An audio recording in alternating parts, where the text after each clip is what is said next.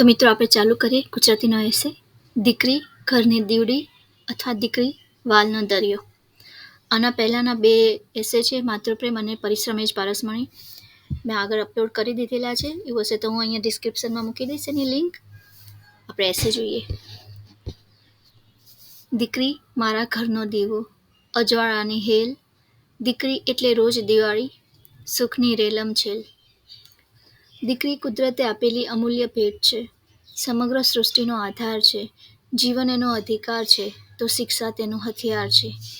આ એ જ ભારત છે, ભારતીય સંસ્કૃતિ છે કે જેમાં દીકરીને નારી શક્તિ, મા જગદંબા, અંબા, દુર્ગા, શક્તિનો અવતાર કહી તેની પૂજા કરવામાં આવે છે. આ એ જ દેશ છે કે જ્યાં રાણી લક્ષ્મીબાઈ જેવી વીરાંગના પોતાના રાજ્યની રક્ષા માટે તલવાર ઉપાડી અંગ્રેજો સામે જંગે ચડી હતી. દીકરી એટલે પ્રેમનો સાગર, વહાલનો દરિયો, ઘરની લક્ષ્મી, મમતાની મૂરત, પ્રેમ, દયા, કરુણા, વાત્સલ્યની મૂર્તિ. દીકરીમાં જન્મથી જ ભગવાને કરુણા, મમતા છલોછલ ભરીને આપી છે. જે ઘરમાં દીકરીનો જન્મ થાય તે ઘર પુણ્યશાળી ગણાય છે. ભગવાને દીકરીને પૃથ્વી પર મોકલીને પોતાનું કામ સરળ કર્યું છે. દીકરી પોતાના જીવનકાળ દરમિયાન ઘણી બધી ભૂમિકાઓ સારી રીતે ભજવે છે. દીકરી માતા, બહેન, મામી, માસી, દાદી, નાની, ફોઈ. દીકરી પોતાનું સર્વસ્વ ભૂલીને બીજા સાથે ભળી જાય છે. દીકરી ત્યાગની મૂર્તિ છે. દીકરી જેટલો ત્યાગ કરે છે તેટલો કોઈ કરી શકતું નથી. કાલે જરૂર લાવી દઈશ, આટલું બોલોને જે માની જાય એવી ઘરમાં એક જ વ્યક્તિ, અને તે દીકરી. બધું જ પામીને છોડવા માટે અને બધું જ છોડીને પામવા માટે જે જન્મી છે તેનું નામ દીકરી. જે ઘરમાં સ્ત્રી ન હોય તે ઘર નથી. દીકરી એ માનું પ્રતિબિંબ છે. મા હંમેશા દીકરીમાં પોતાની ઝાંખી જોવે છે. દીકરી માને બધા કામમાં મદદ કરે છે. માની બહેનપણી કહેવાય છે. દરેક વાત એકબીજાને કરે છે. આજના આધુનિક યુગમાં માતા પિતા દીકરીને ભણાવી ગણાવીને પગભર બનાવે છે. દીકરી એટલે ઈશ્વરના આશીર્વાદ નહીં, દીકરી એટલે આશીર્વાદમાં મળેલ ઈશ્વર. દીકરી આપણી એવી પૂંજી છે જેને તમે ભલે પારકી થાપણ માનતા હોય, પણ તે ક્યારેય પોતાના મા બાપનો પ્રેમ અને તેમના પ્રત્યેનું પોતાનું કર્તવ્ય ભૂલતી નથી. દીકરીની અંદર આત્મીયતા અને સાહસ છે કે તે પરણ્યા પછી પણ જો જરૂર પડે તો સાસરિયા સાથે મા બાપને પણ સાચવી શકે છે. કહેવાય છે કે દીકરી ઘરમાં હાસ્ય, ઉલ્લાસ અને ઉત્સાહનો ઉજાસ પાથરી દે છે.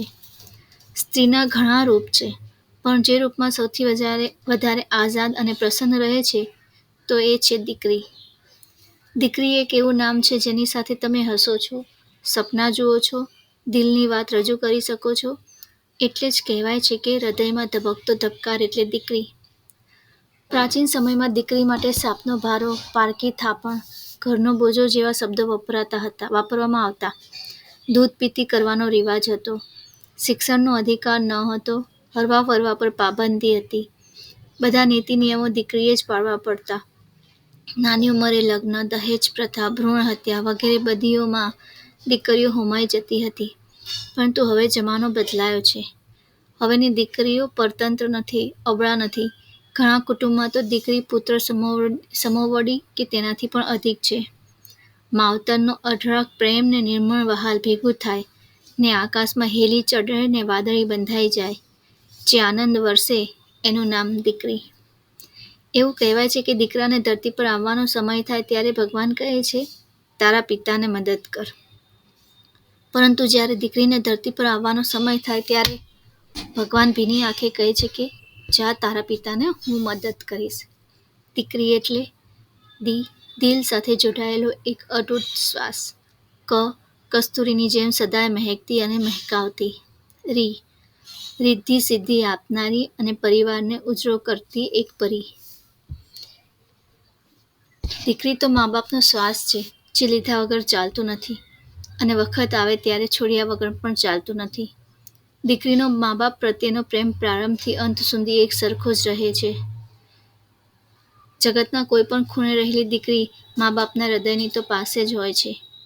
ગુણવંત શાહે એટલે જ કહ્યું છે કે દીકરી એ સાપનો ભારો નહીં, પણ લીલી લાગણીનો ભારો છે.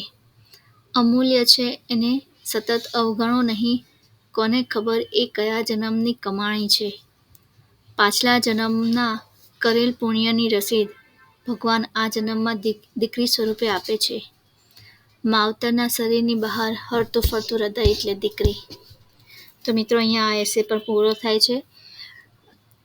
હાઇલાઇટ કરેલા છે અને તેમ તમારે એક લીટી આગળ છોડવાની, એક લીટી પાછળ છોડીને હાઇલાઇટ વર્ડ્સને પેન્સિલ વડે એક્ઝામમાં કરશો તો વધારે સારું રહેશે, જેટલા યાદ રહે એટલા.